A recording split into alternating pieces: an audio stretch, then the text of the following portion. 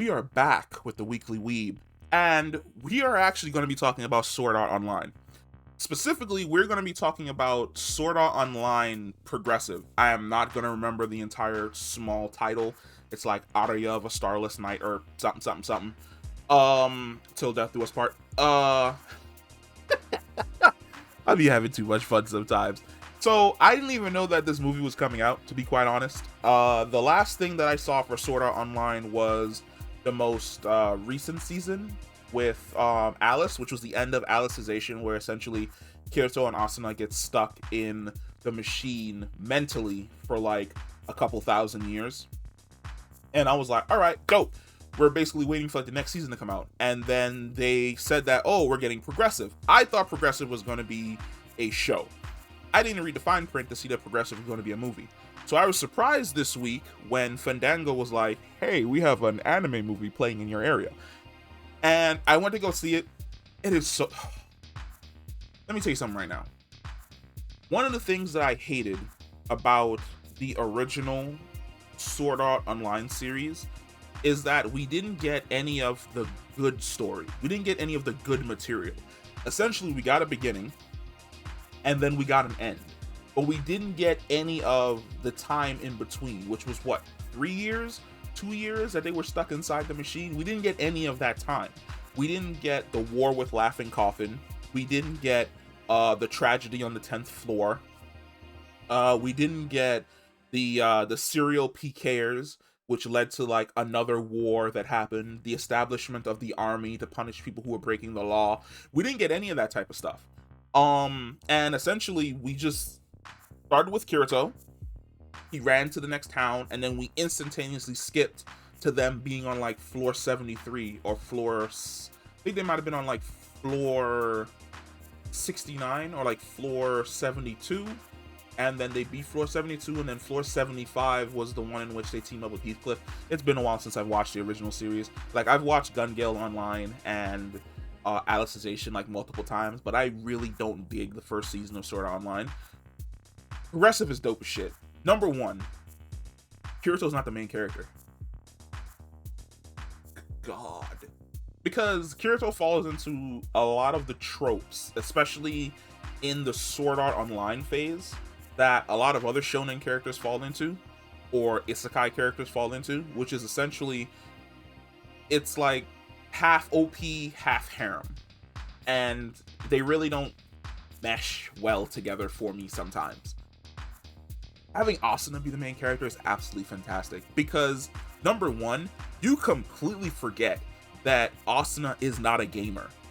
Like, she played games on her phone, sure, but she wasn't a gamer like Kirito. She wasn't using full dive tech to like jump in and check out worlds and do all this dope shit over here and dope shit over here. No, like, Asuna was a normal high school girl, and she only checked it out to escape from not only a shitty home life in regards to her mother, but also the fact that like the one person she could relate to at school was also going to be playing this game.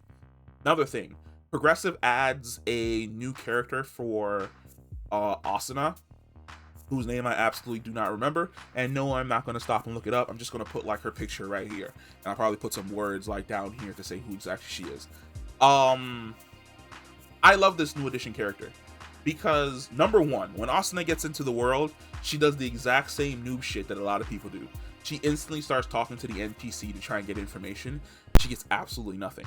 Number two, her first taste of actual fighting, she freezes. Because Kirito acted a whole lot different from the way in which other characters acted. Which is, at the beginning of the series, as soon as he discovered that the game was now a death game, he instantly took off to like the next area to start farming. For Asuna, we get essentially how a normal human being would react in that situation, which is there's no logout feature, there's no longer revive abilities. Potions exist, sure, but you don't have any because you're in the starter world, or should I say the starter village. You're freaking out. You get out into the field, it's time for you to start killing monsters. If the monsters kill you, and that's always in your head, if the monsters kill you, That's it. You're dead. There's no coming back for you. She freezes. And it adds a level of realism where you stop for a second and you ask yourself, how many other people, when they left out of this starter village, when they got out there before they were killing boars, no problem whatsoever, they got into a situation where they were like, holy shit, if this boar kills me, I'm dead. And they froze, and then they got killed by the boar. And then they died in real life. How many times did that happen? And it takes her friend essentially talking her into fighting to survive, to get her out of that mode and learn how to actually fight. And we actually get to see like her progression.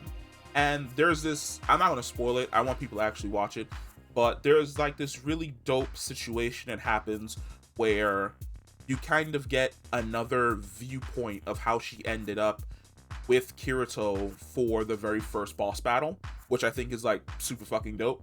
Like it explains why, because we always thought that the reason why she was hiding herself was because she didn't want anybody to know that she was a girl. Progressive completely changes that, and the reason in Progressive is a whole lot better. The fights in Progressive are also a whole lot better. That first dungeon fight is actually a whole lot longer, and we also get to see more beta testers and how they react to essentially Kirito taking the title of beater, because I never realized just the level of weight Kirito put on himself. And it's going to be interesting if the next movie deals with the fact that in the Sword Art Online Progressive manga, there are people, like players, who got together in an attempt to kill beta testers. And there were players who got together to attempt to kill Kirito because he was a beater. It's going to be interesting if they decide to go down that route if we get a series, but I think the next one is also going to be a movie, which is going to be dope as fuck.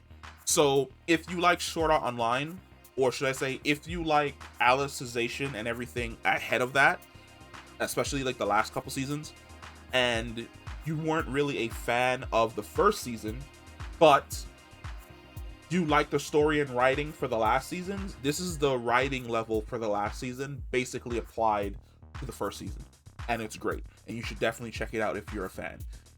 This is definitely going to get a pass for me. I can't wait for it to come out so that I can watch it again. Unless it's already out on digital, then I'll definitely watch it again, and I can't wait to see more from the progressive side of things, because there's like this epic quest that Kirito and Asuna go on where they discover that the NPCs are essentially evolving, where they essentially learn from the players, and as the players kill them in certain ways, they develop certain techniques that allow them to counter the ways in which the players have been killing them. Like my man Kayabaya did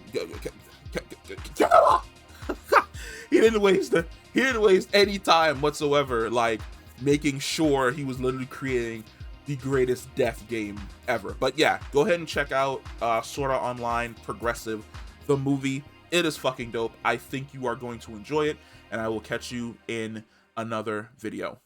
Peace.